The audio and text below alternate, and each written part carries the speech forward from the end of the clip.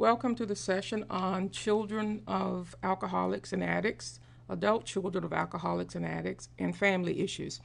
Throughout this lecture, we will be using the terms alcoholic, addicts interchangeably to refer to anyone who has a chemical dependency or substance abuse problem. Now, as we talk about children of alcoholics, also referred to as COAs, and adult children of alcoholics, referred to as ACOAs, we will be looking at its impact on the children within the family as well as the family system itself. What research has shown us overall is that children who grow up in alcoholic families, also known as dysfunctional families, have very emotionally disturbing experiences. And if these children do not resolve problems created by parental alcoholism or parental drug abuse, the children will carry the results of growing up in that family over into the rest of their lives.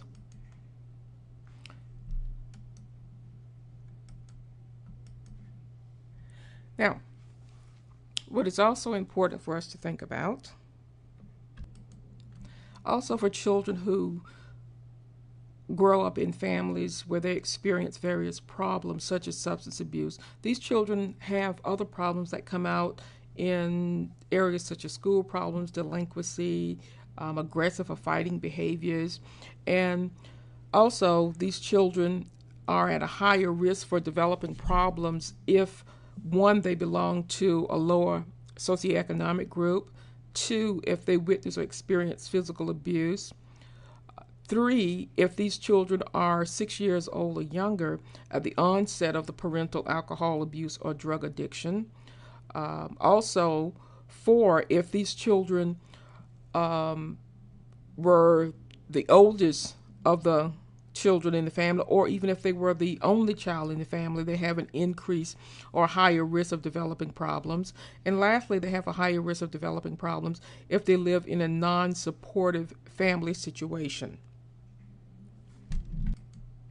Now, let's look at some of the factors that produce damage or dysfunction even in the lives of children of alcoholics. Within these families, there is a high degree of role reversal. And what we mean by role reversal is that the children frequently take on parental duties. They almost become pseudo-adults, and they don't really have the experience of a childhood because they have to assume the responsibilities that adults would assume in a functional family. So these children experience a high degree of role reversal where they become the parent in essence, or the adult within the family, in order to make sure the household runs and that everything is taken care of. Another factor that produces some damage in the lives of children of alcoholics is that there is an inconsistent and unpredictable relationship with the alcoholic or drug abusing parent. And this relationship usually deprives a child of any type of emotional feelings or emotional development. Also, what we see is that the non-addicted, inadequate parent is struggling with some major problems, and because of that parent's own needs are unmet, he or she is unable to attend to the needs of the child. So in many ways, that non-addicted parent becomes just as dysfunctional as the addicted parent. A third factor that we see that produces damage in the lives of children is that of social isolation of the family, as that isolation is designed to protect the family from further pain, from suffering, and from embarrassment. Frequently what happens in this situation is that the children as well as the family build a wall of defense around itself that leaves very little or essentially no room for social relationships or adequate peer relationships for the children. So the children within these families do not have a high degree of socialization, and in essence don't pick up a lot of the skills that individuals or children will just pick up vicariously from social interaction or participation with their peers.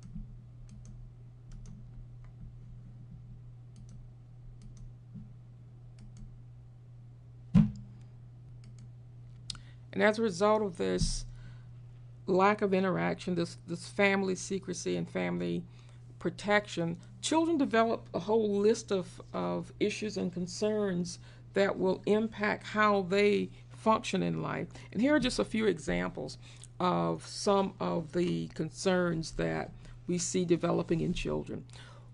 For example, children will not go to a friend's house because they would not reciprocate and invite friends to their homes due to the unpredictable and embarrassing behaviors of the parents. So the children really don't want their friends to see how their family life and their home life is.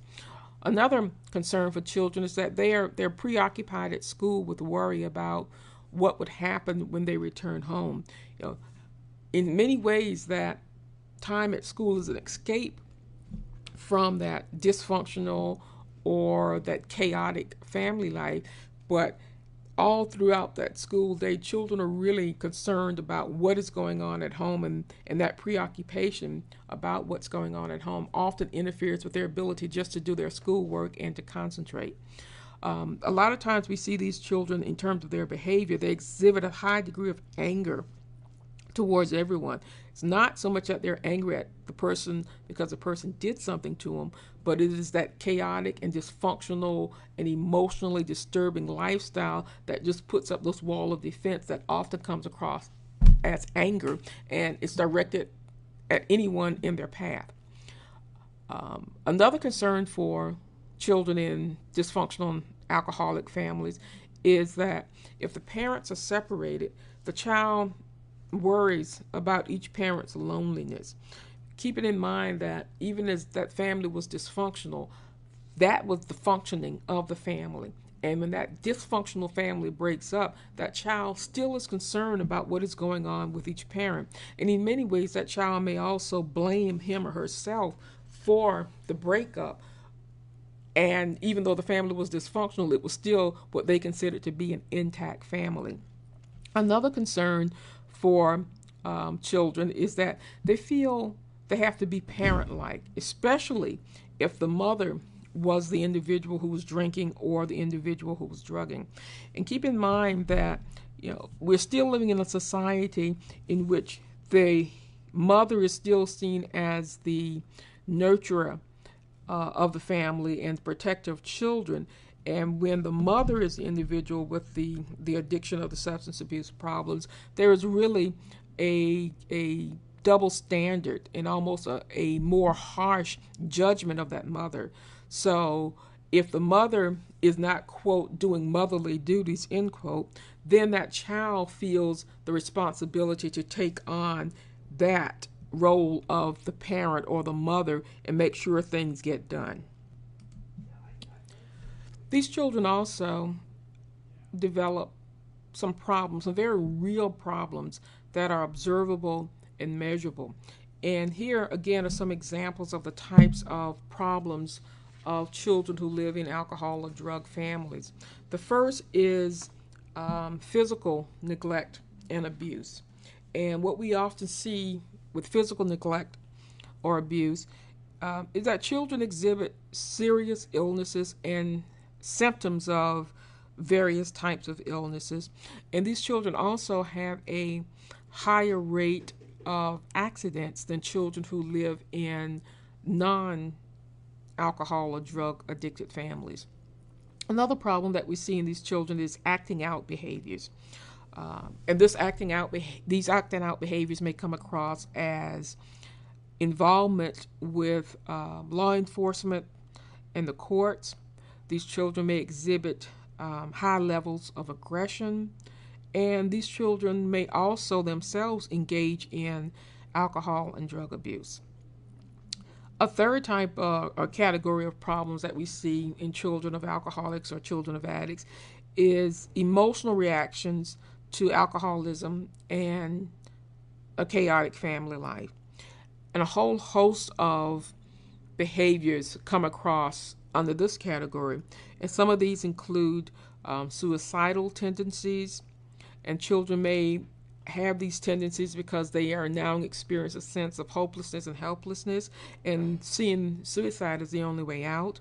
Also, under these emotional reactions, children have high levels of depression. Depression may come about simply because they blame themselves. They can't control the situation. They can't change the situation. Children have repressed emotions. Emotions are not something that you allow to exhibit simply because that means a loss of control. Children also have high levels of a lack of self-confidence. They lack any kind of specific direction or goal orientation in life. Children of alcoholics, children of drug addicts have a very high level of fear of abandonment. And even though that family life is chaotic and dysfunctional, these children can rely on that being consistent. And they do not, or they fear being abandoned when any change comes about to change that dysfunctionality or that chaos, because for them that is what is normal, that is what is working. And these children have a high level of fear of the future. They don't know what's coming. They live in the moment, they live in the here and now, and trying to control that here and now. And the future can be as unpredictable as the present, or if anything changes, that makes it even more frightening for them. So there are a lot of emotional reactions to addiction and to the chaotic family life. And these children also have problems in the area of social and interpersonal difficulties. And these types of difficulties can extend to relationships within the family. They will exhibit peer problems. Children will have adjustment problems. They feel different from the norm. They know something is wrong and that other people don't quite live the way they do. Other families look different than their families. So they have that sense of feeling different from the norm because their norm is different from everyone else. Their norm is that of chaos and dysfunction. These children also experience embarrassment, and embarrassment because the family member or the parent is an alcoholic or a drug abuser, and those behaviors, if seen by others, embarrass them. And so children have a high level of embarrassment about their family life and their family situation. These children also take on additional roles and responsibilities and become over-responsible.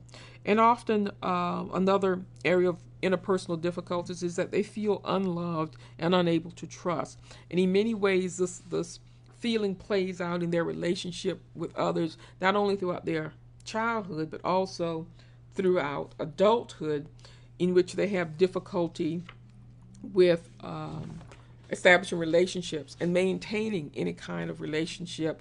And if they do, often it is a dysfunctional relationship, and they tend to repeat involvement in those types of dysfunctional relationships. Now, children within alcoholic families, they play certain roles. They assume certain characters, and those characters or those roles have certain behaviors attached to them. And there are several different theorists who have conceptualized the role behavior in children of alcoholics and children of addicts. And we're going to take a look at several of these theories and these theories. The first one is Virginia Satir. And Virginia Satir's theory identified the roles of the child or the children of an alcoholic as 4 different roles. And these roles include the placater, the blamer, the super responsible, and the distractor. Now, with these, we're going to look at each theory across several different theories, and they're all related. They call them different things, but they're very similar. And Virginia Satir called the placater the child who agrees with everyone, appears helpless, and feels worthless. The child may also assume the role of the blamer, and the blamer disagrees and blames but feels lonely and unsuccessful. The super responsible, also kind of known as a computer, is the child who's logical and computes in a calm way but feels vulnerable. So on the outside, this child looks like they're pretty much well put together, that they have things under control, but really, in essence, this is the child who's constantly second guessing him or herself, who really has high levels of doubt, but they come across as being very competent and very responsible. And the fourth role that Sitir identifies is that of the distractor, and also known as the irrelevant one. And this is the child who makes no sense, is obtuse and off the subject, and feels that nobody really cares about his or her feelings. Now, the second theorist we're going to look at is Sharon Wakescheider-Cruz theory. And Wakescheider-Cruz identified the role, behaviors of children of alcoholics or addicts to include 6 types of behaviors. She identified one role as a dependent role. And in the dependent role, this is where the child is angry, is rigid, comes across as a perfectionist, can be very charming, has very grandiose and righteous feelings, but still have high levels of guilt, high levels of hurt, shame, fear, and pain. Another role identified by Wakescheider-Cruz is that of the chief enabler. And this is a role that typically can be played not only by the child but by others within the family. Oftentimes a person who plays the chief enabler is a spouse or is a parent if the child is the substance abuser, and it could also be a co-worker. And what the chief enabler does is provides responsibility, but at the same time feels hurt, angry, guilt, and afraid. And oftentimes the behaviors you will see in the chief enabler is an individual who will help the person use the substance, not physically use the substance, but will cover up for them, will make excuses for them. For example, if the spouse is the chief enabler in this situation, this may be the person who calls the job for the alcoholic or for the addict, and to say that, well, John is not coming in today because he's ill. When John's really not ill, John is either in a stupor or he has a hangover, but this person keeps making up excuses for the behavior to continue, and so they're known as a chief enabler. The third role identified by Wakescheider-Cruz is that of the family hero. And the family hero is usually the oldest child.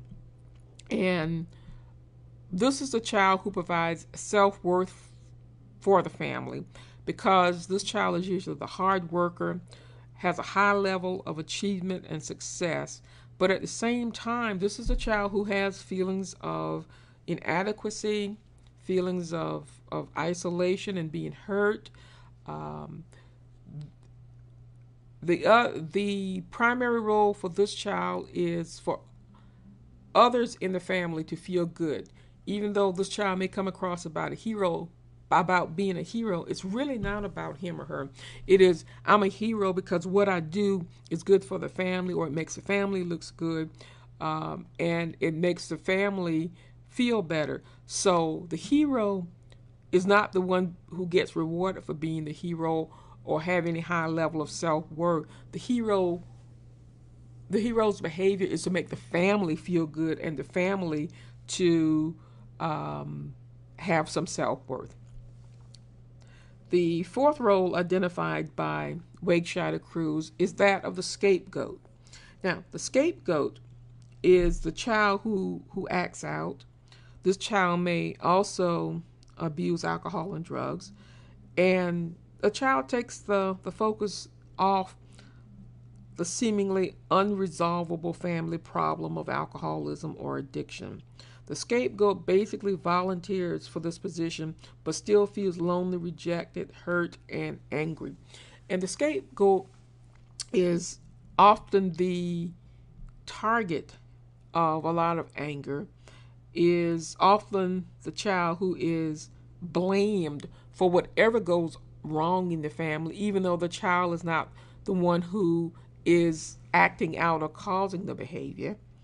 And the scapegoat basically is the one who absorbs a lot of the family dysfunction, a lot of the family embarrassment, and just basically assumes the role of saying, okay, yes, it's my fault. The fifth role that Wakeshire Cruz identified is that of the lost child. Now, this is a child who offers relief by not being a problem. These children withdraw and are quiet and independent, but they still feel lonely, hurt, and inadequate. And if you think about the term, the lost child, that's exactly what they become. They don't cause any friction. They don't cause any embarrassment. They don't draw attention to the family. They don't draw attention to themselves. They just kind of go along to get along, and they function in a way such that whatever I do, no one can blame me. I don't get any rewards. I don't get any credits, but I also am not the target of any problems. So they're the lost child essentially because it's almost as if they don't even exist. And the last role that Wakeshire Cruz identified is that it's the mascot. And the mascot is usually the youngest child. And the responsibility and the role of this child is to provide fun and humor for the family and to distract family members. So this is basically the clown within the family. And they are protected from what is really happening, but sense that the family tension is there and they feel insecure, frightened, and lonely. So this is a child who may be called upon to entertain the family. And you might think back and seen examples of family members who go and get the little kid out of the bed now that they've been drinking and having a good time. They get the kid up and they want the kid to dance for their friends or to do these different things. And so the child becomes the clown or becomes the entertainer within the family.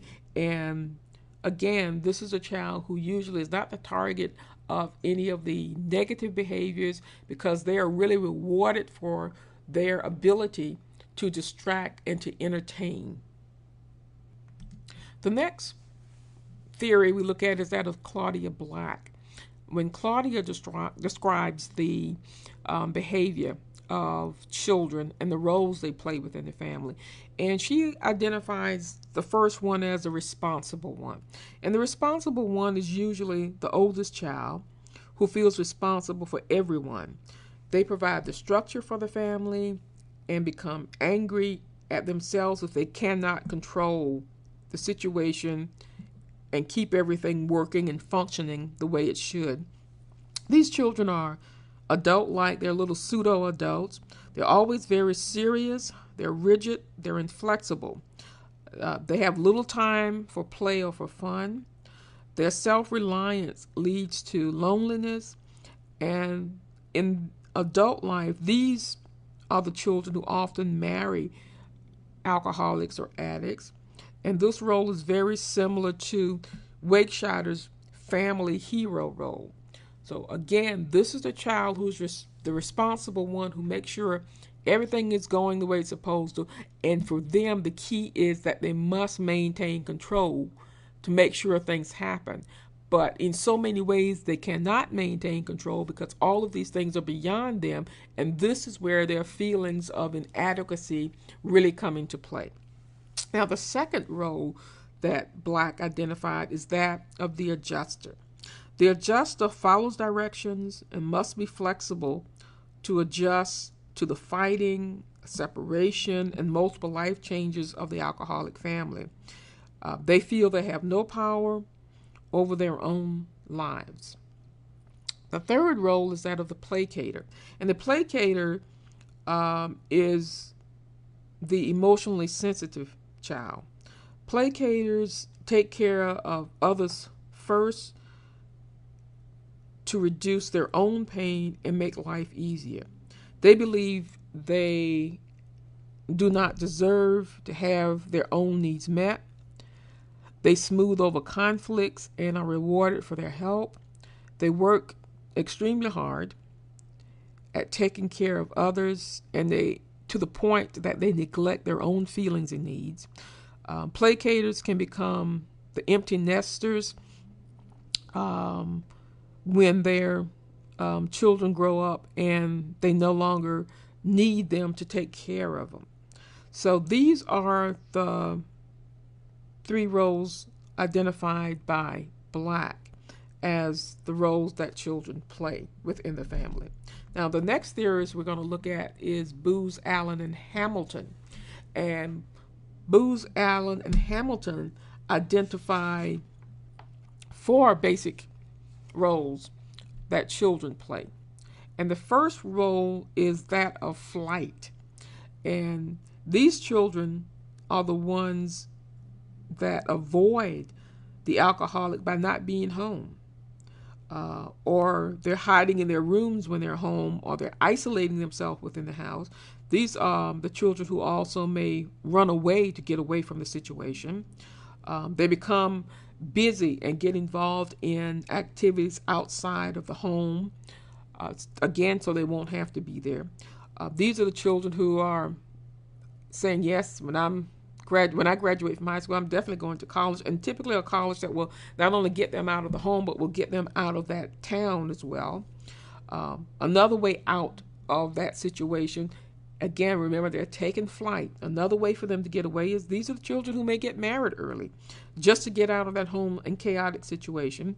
They're out looking to get a job that, again, will keep them away from the home. They're emotionally withdrawn.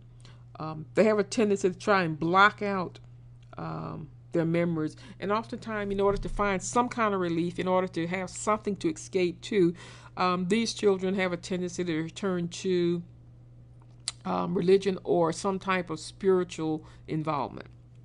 The second role that Booz Allen and Hamilton identify is that of fight. Now, fight refers to these children being aggressive. They're rebellious. These are the children who act out, that are seen in school as behavior problems. They sometimes end up in the court, or they are placed outside of the home. And this behavior, the reason for this behavior is, again, it is a way to get them out of the home. So whereas the children who use flight to get out of the home, they find positive ways to get involved in things to get them out. But children who engage in the behavior of fight tend to find negative, more aggressive or rebellious ways, but the outcome is the same, as they want to get out of the home. And often what happens is that behavior gets them placed someplace else other than the home. Now, the third behavior that Booz Allen and Hamilton identified is that of the perfect child. Now, the perfect child is the one who never does anything wrong. These are the children who they mind their parents and they excel in school. And parents bring them out of the shadows to show them off as examples to others. These children are a source of pride for that dysfunctional family.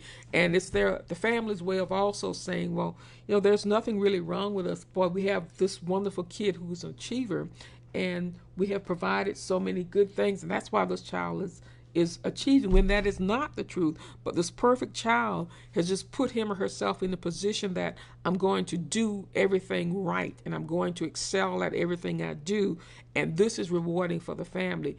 But still, the reward is not there for the child. The last role that Booz Allen and Hamilton identified is that of the super copper.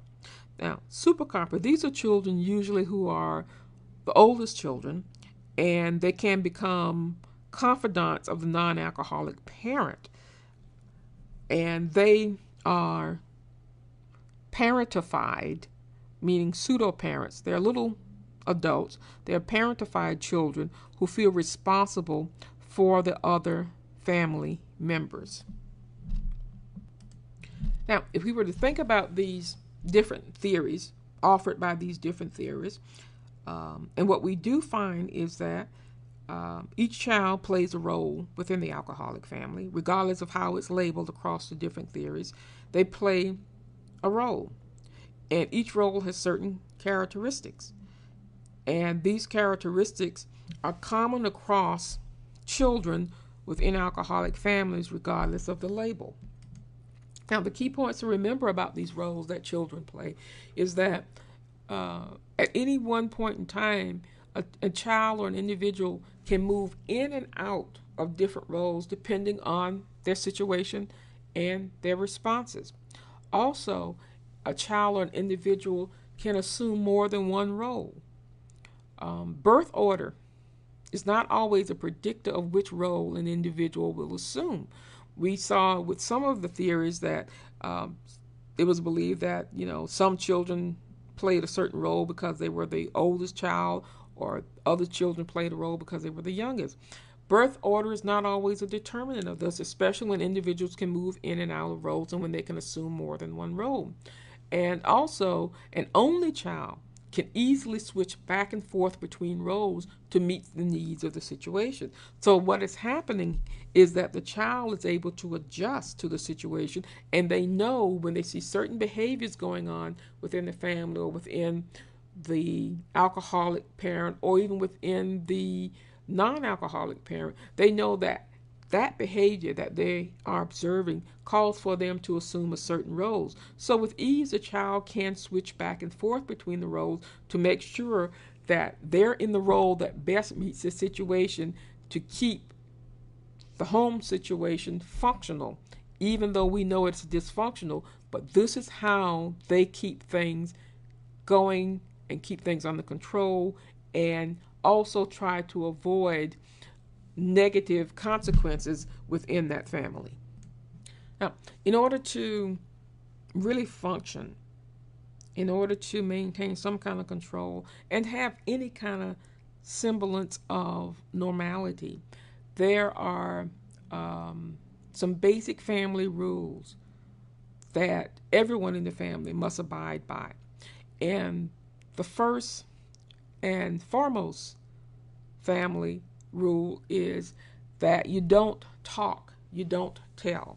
And what that simply means is you do not expose the family business to others. And the purpose of this is to protect the family. You have to hide that family's dysfunction. It is paramount that other people not know what goes on in that family. So children are not permitted to talk about their family life, and they're not permitted to especially talk about the alcohol abuse or the drug abuse that's taking place in the family. And family rules govern what the individual does as well as the family, when and how family members communicate their experiences about what they see, what they feel, what they hear, and what they think. These rules also govern who has permission to speak to whom about what.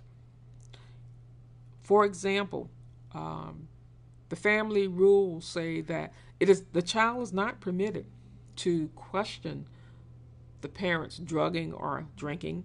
They're not even permitted to point it out. They're not even to say that this is a problem or ask, why do you do this? So one of the family rules says, okay, here's the role you would play, and within that role, there are do's and don'ts about what you do within this family and what you challenge within the family. The family rules also govern how family members acquire self-worth and how much self-worth a member can experience. If you think back to the roles we just identified and what reward goes with those roles, keeping in mind that the reward, again, is not for the individual child. because they assume those roles, because those children still have feelings of inadequacy throughout each one of those roles. But what those roles do is they give some kind of credence, some kind of self-worth to the family system, not to the individual child. Another component that is a part of dysfunctional substance abusing or addicted families is that of codependency. Now, codependency is not strictly for substance abuse. It refers to any dysfunctional family, but because substance abusing families are dysfunctional families, there is a degree of codependency.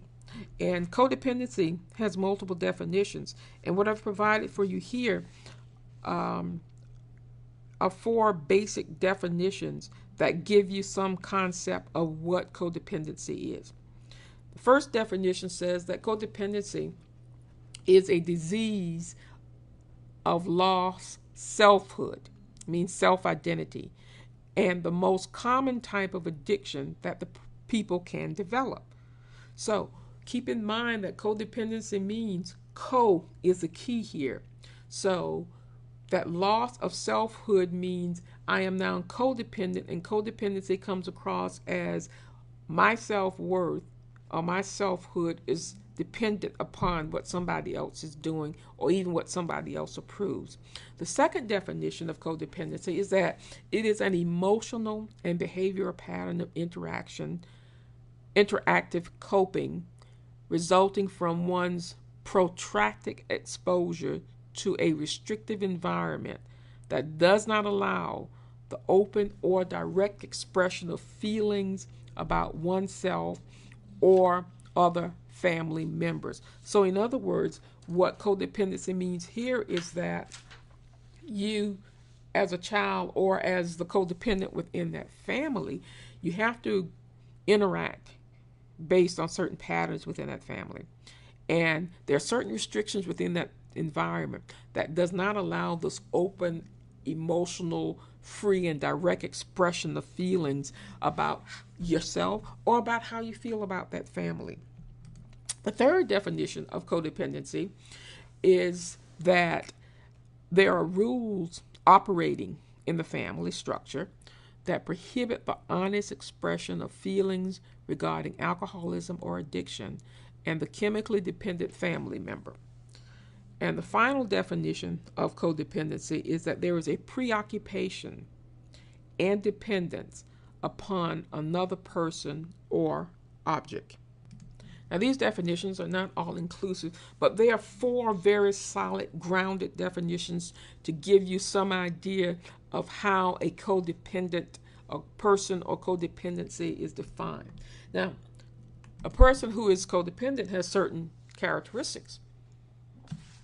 And here are some examples of what you would see in an individual who is codependent. For example, codependent individuals have difficulty in identifying feelings.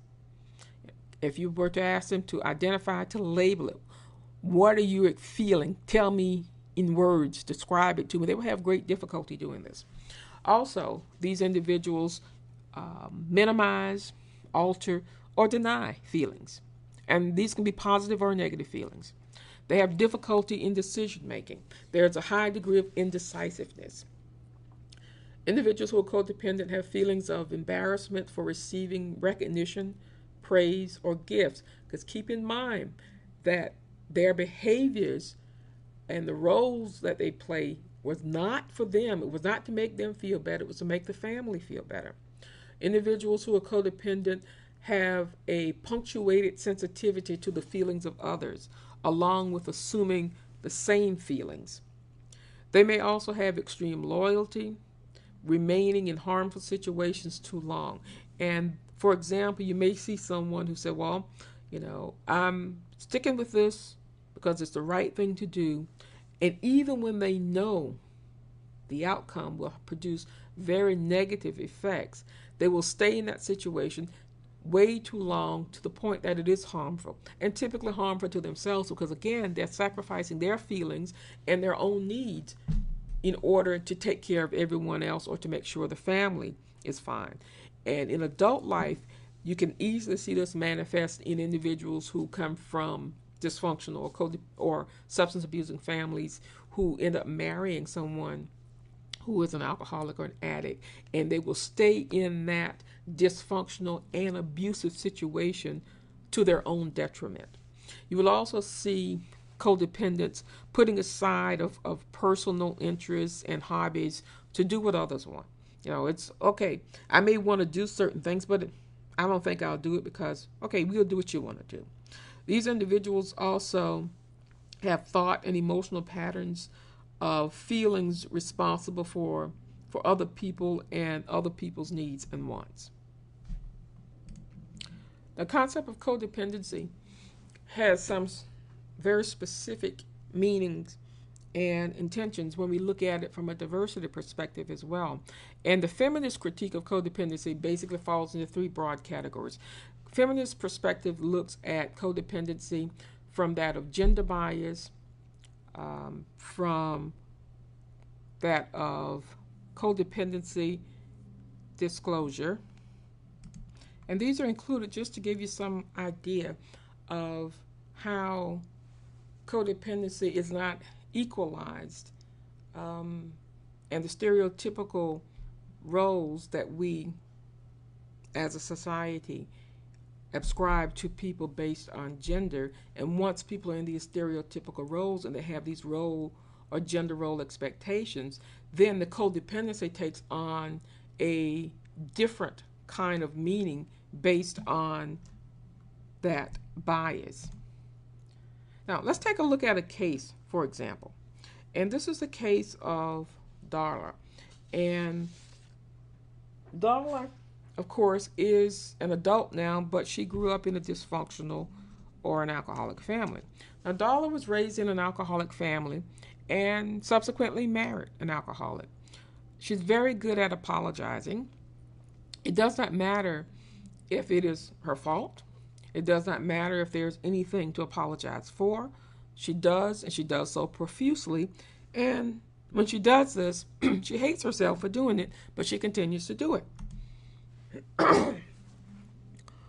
Slowly, by reflecting on her past, Darla came to recognize that this all too familiar pattern in herself, she now calls it male dependency.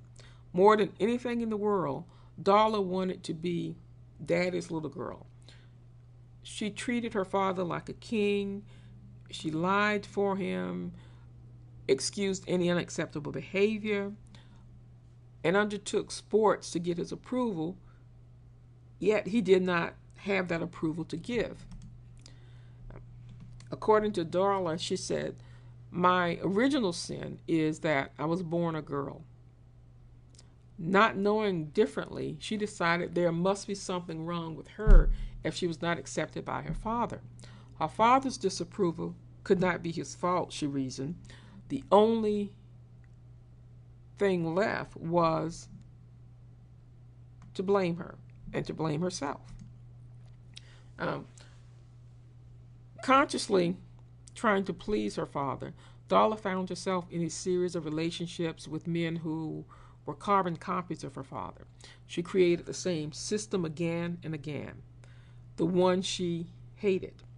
Whatever approval and acceptance Darla received was a result of taking the blame, owning up to her shortcomings, and apologizing. Darla especially recalls her 16th birthday. Her father refused to allow her to go to a friend's house where she knew a surprise party awaited her. She left the house in a fury and planned to stay at a friend's house forever. Soon, her brother arrived to that friend's house. He told Darla that her father expected her home for supper immediately and demanded an apology. Within herself, she felt this battle between what she wanted to do and how she did not want to go back and apologize. But what did she do? She went home and she apologized. Now, 20 years later, Darla is doing the same thing. She is falling into the same patterns she detested so much in the past. Now, That's a quick little scenario of what's going on with dollar. And here's some basic questions to consider. If you were the counselor working with dollar, um, something that would be very important to determine up front is what role or roles did dollar play as a child?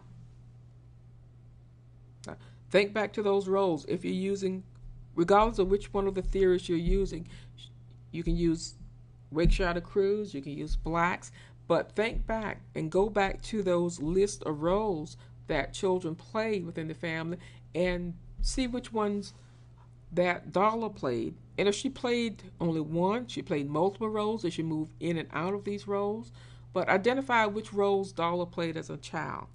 Secondly, something to consider is now as an adult, what roles is dollar playing?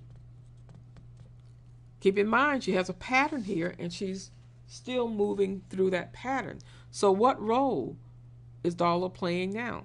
And thirdly, the question you would have to ask in working with dollar is, what are the issues that dollar needs to address as part of her recovery?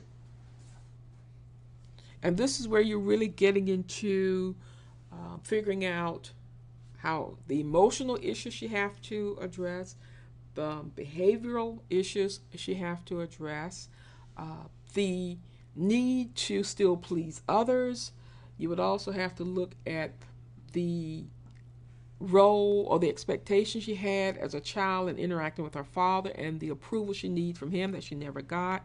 And now she's into these relationships where she is still seeking that approval. So there are many issues. So think about the multiple issues that you would have to address with dollar in order to move her forward and to move her into the direction of recovery. So when we're working with families, there are different stages in family recovery. And keeping in mind that families have different needs at these various stages of the recovery process.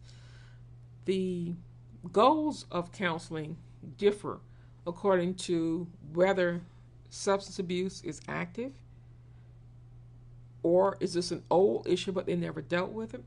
Also, whether the drug use behavior is in the process of alteration. Some things, what are changing now with this family, and whether behavior change has been established. Are we seeing the same patterns, or do we see some change as they're in this process? So these are things you have to consider when you're talking about working with families in recovery. And there are 3 stages in treatment which differ both in terms of the immediate goals of therapy and in terms of strategies most appropriate for reaching those goals. As with most types of interventions and treatment approaches, there are multiple theories, there are multiple approaches and multiple strategies. But one that's very useful in working with families in treatment is that of Beepco and Creston. And Beepco and Creston's model was introduced in 1985. Now, according to Beepco and Creston, in their model, they defined 3 stages in treatment. And the first stage that they defined was the attainment of sobriety. And this involves unbalancing the system so that healthy change is possible. And keep in mind, when we say unbalancing the system, we're talking about unbalancing the dysfunctional system that the family perceives as functional because this is how they survive day to day. The second stage of Beepco and Creston's model is adjustment to sobriety. And adjustment to sobriety refers to the family's needs to work on stabilizing the system. And the third stage is that of long-term maintenance of sobriety. And this brings with it the challenge of rebalancing the system. You've upset the dysfunctional functioning of that family.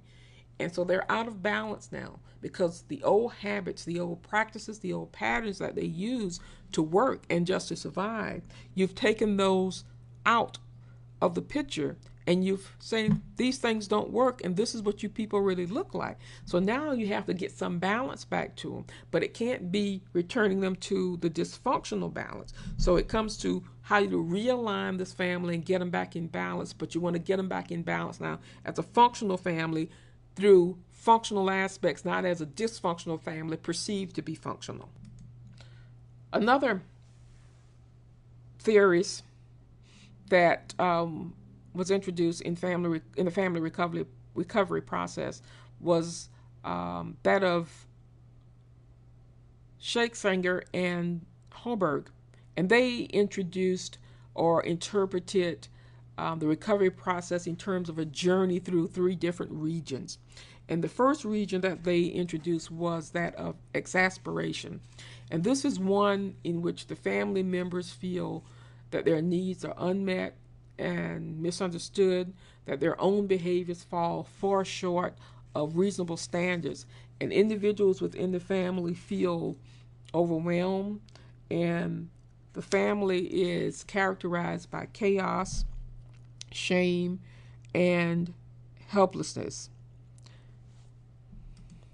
The second region described is that of effort.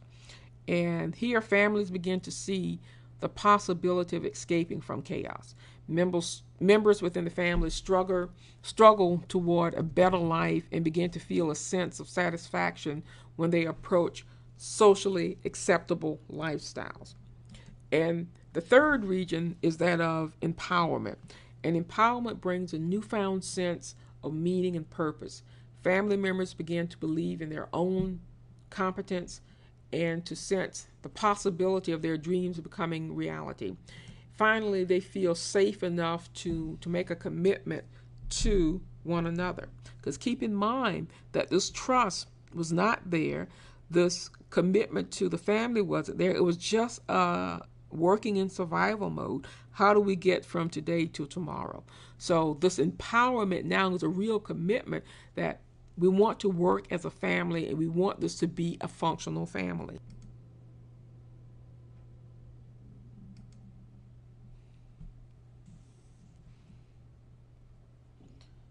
Now, in order to work with these families, there has to be some kind of interpretation of what change is going on, what behaviors are changing, and did you really see something different in the patterns of how the family members interact with each other, their own individual self-worth, and the subsystem and the family system overall. So as treatment begins, the counselor helps the family members interpret the patterns that have been characteristic of the family system in the past. The counselor helps the members decide between 2 basic alternatives. The first alternative is confrontation, and the second alternative is disengagement. Now, confrontation means confronting the substance use behaviors and pressing the substance abusing member into accepting treatment, or trying to disengage and change behaviors so that those that perpetuated an unhealthy family system no longer occur. So let's talk a little bit more about these 2 alternatives. First, the confronting. And confrontation is approach that has become more increasingly popular over the last 20 years in intervention. And keep in mind that when we see the term confrontation, we have a tendency to think that it's negative, it's in your face, it's aggressive. But that's not what confrontation is in treatment. Confrontation is simply taking what the client or the family in this case gave you and putting that right back to them, saying, okay, this is what you said, this is what we see.